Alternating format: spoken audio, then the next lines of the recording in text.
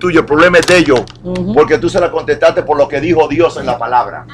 Por eso dice la palabra en 2 de Pedro 1, versículo 19, bien claro: tenemos la palabra profética más segura, a la cual hacemos bien en poner atención.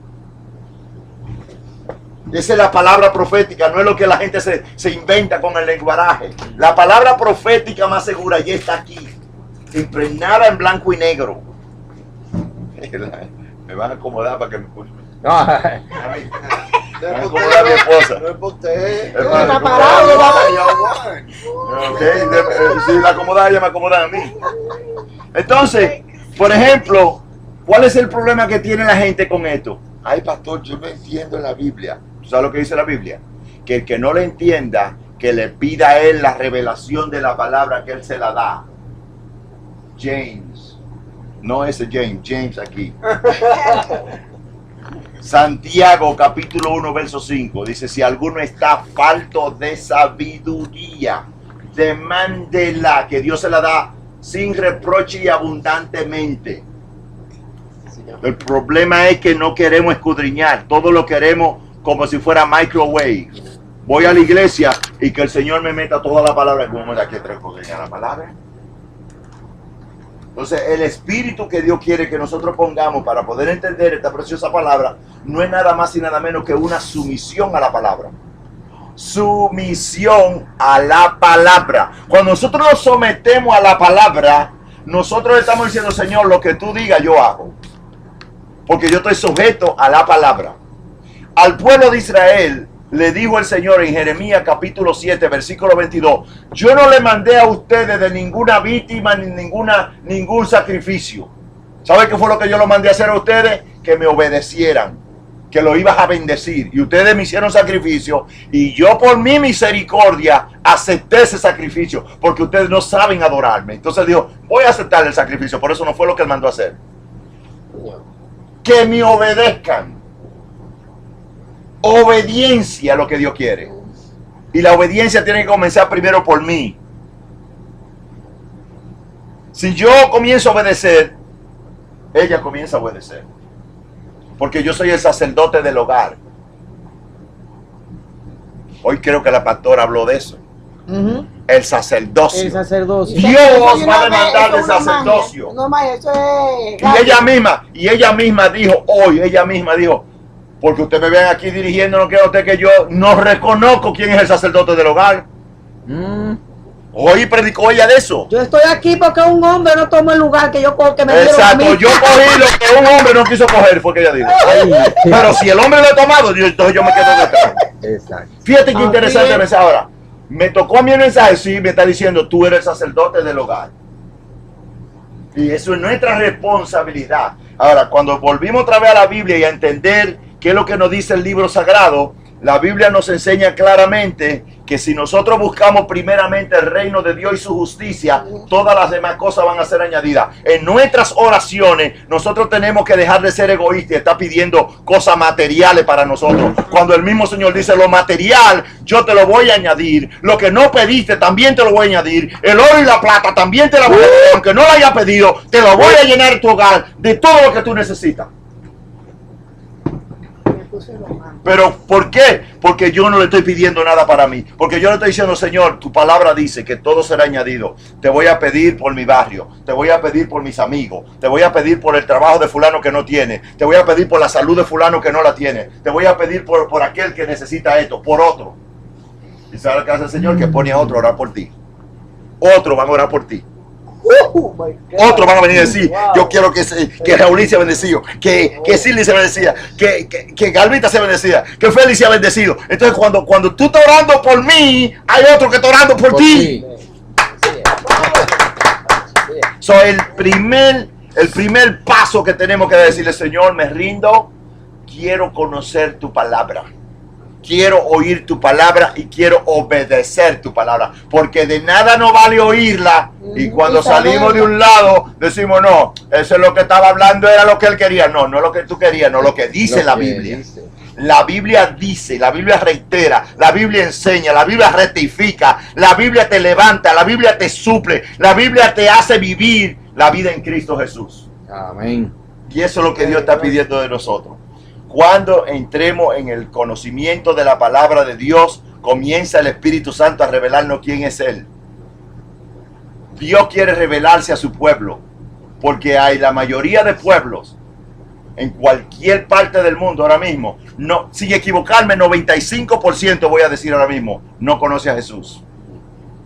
Y por cuanto no conoce a Jesús, no puede tener una relación con Jesús. Y por eso es que tú ves que en las iglesias hoy día están llenas de ¿qué? De pleito, de celo, de ira, de contienda, del puesto, de aquel que siempre tiene este puesto, que siempre tiene el otro puesto, que por qué yo no soy el que tengo el otro puesto, y por qué no me ponen a mí, y por qué no me ponen a mí a predicar, y por qué no me ponen a mí a enseñar, y por qué no me ponen a mí a orar, y por qué no hacen aquello, y por qué no hacen lo otro. Tú no tienes que hacer eso cuando tú tienes una relación directa con Dios. Cuando tú tienes una relación directa con Dios, lo tuyo viene automáticamente y se cae de la mata, como dicen en mi país. No tiene que pedir nada. Yo no ando buscando prédica. Yo nunca he pedido prédica. Mi esposa está aquí. Nunca ha andado buscando, ay pastor, venga que yo sé hacer este tema y yo quiero predicar. No sé quién dijo, tú vas a oír de lo que yo hago y tú me vas a decir a mí que vaya a tu iglesia si yo pedírtelo. Yo no ando buscando prédica de que, pastor, mire, yo sé hacer esto. Yo no. El Señor sabe lo que yo quiero, lo que yo hago. Dios quiere prepararnos, hermano. Hay que prepararse en esto, en este libro. Hay que prepararse. Porque nos preparamos para todo. Aún compramos el terreno donde nos van a enterrar, pero no buscamos en la Biblia a dónde yo voy a permanecer la vida eterna. Y quieren decir que buscar un terreno donde lo entierren. ¿Qué le importa a usted donde lo entierren si usted sabe que va para el cielo? Hello. Amen. If you know you're going to go to heaven, you don't have to worry where are you going to be when you die. Me quemen. No, eso no se puede. Maybe my neighbor going to hear my message. No Right here. Somebody going to hear the message. Le voy a contar una historia que le pasó a un señor. El Señor lo mandó al campo a predicar. Y el tipo le dijo, pero Señor, ¿por qué tú quieres que lleve al campo? Y lo metió en un corral. Y se llevó allá, cuando llegó al corral dijo, aquí estoy, Señor. Dice, predica. Señor, pero no hay nadie. Dice, predica. Y comenzó a predicar un mensaje. Y comenzó a predicar un mensaje. Y lo que veía era animales por todas partes. Era en un campo, en una yarda. Y no había nadie. Y de repente, cuando terminé de predicar, Señor, ya terminé de predicar. Dice, ahora es el llamado. Dice, ¿alguien quiere aceptar a Cristo en un monte? Y aparece un hombre y sale un viejito de una montaña. Yo quiero aceptar a Cristo. Ese señor que le predicó, que aceptó a Cristo, se ganó toda la ciudad para Cristo. Ese solo señor. Wow. Ese señor, porque quien salió a aceptar a Jesucristo era el alcalde de la ciudad. Y oyó el mensaje. Él estaba escondido detrás de un bosque, el hombre no lo veía. Y él oyendo el mensaje que el hombre estaba predicando a los animales. Por eso es que hay que decir la palabra. Di la palabra. Di la palabra. Di la palabra. Di la palabra. No podemos callar la palabra. Es muy fuerte para callarla entre nosotros. Y cuando nos llenamos de esa palabra, hablamos de esa palabra, pensamos en esa palabra, vivimos por esa palabra y predicamos esa palabra. Señor. Any question? Any doubt? Y evitar de no poner nuestro propio pensamiento, agregando lo que tú piensas que es lo No, es que esto no es filosofía humanística. Ay, hermano, yo creo, quizá, tal vez, así fue que yo lo pensé y vení con una mente filosófica. No. Háblame lo que dice Dios. Cuando Dios dice, es Él que lo dice y nadie lo puede cambiar. Por eso cuando yo predico o enseño, le pregunto a la gente, ¿tiene alguna duda? Pregúntamela. Que te la vamos a responder por la palabra. Y si yo no te respondo por la palabra, no lo crea. You don't have to believe it. Y cuando alguien te diga que, como decía aquello, cuando te digan que ya está escrito, believe it not. Cuando te diga que está por allá, believe it not. No le crea. Porque en los postreros tiempos vendrán muchos anticristos. Y a muchos se engañarán. Por eso fue que Jesús le dijo en la réplica del Mateo capítulo 24, verso 3. Hablábamos ahorita en el tiempo de eso. Que los discípulos le dicen, Señor, ¿cuándo serán estas cosas? ¿Y qué señal habrá de tu venida? Y lo primero que le dice, mirad que nadie os engañe. Porque vendrán muchos en mi nombre y a muchos se engañarán. Este es el tiempo que la iglesia tiene que abrir los ojos. Este es el tiempo que la iglesia tiene que despertar para no ser engañado por esos falsos profetas, falso maestro, engañadores, amadores de sí mismos, avaros, vanagloriosos, desobedientes a los padres, sin afecto natural, implacable. Gente tremenda en estos tiempos que se van a levantar y van a engañar muchas mentalidades que todavía no se han metido en la palabra. Porque por la falta del conocimiento, cualquier viento contrario lo arrastra y lo lleva por cualquier lugar. Entonces Dios está diciendo, despierta iglesia, despierta, que este es el tiempo. Segunda de Pedro capítulo 2 dice bien claro que hubo falsos profetas en la antigüedad, como lo habrán también en estos tiempos, falsos maestros y falsos profetas, que harán mercadería aún del pueblo. Oye lo que dice, harán mercadería del pueblo y el pueblo seguirá sus disilusiones. Y Jesús bien dijo lo claro en Mateo 24, que por haberse multiplicado la maldad, el amor de muchos se enfriará. Por eso es que hoy día vemos mucho enfriamiento entre la familia, entre los hijos con los padres con los hijos, los hermanos, los primos, los amigos, mucha frialdad. ¿Por qué? Porque se ha multiplicado la maldad. Nadie cree en nadie. Todo el mundo tiene duda de todo el mundo.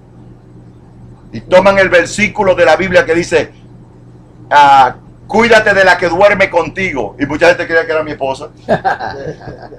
Y tú sabes cuando la Biblia dice, cuídate de la que duerme contigo, es de esta carne. Cuídate de ella porque se va a rebelar contra tu espíritu.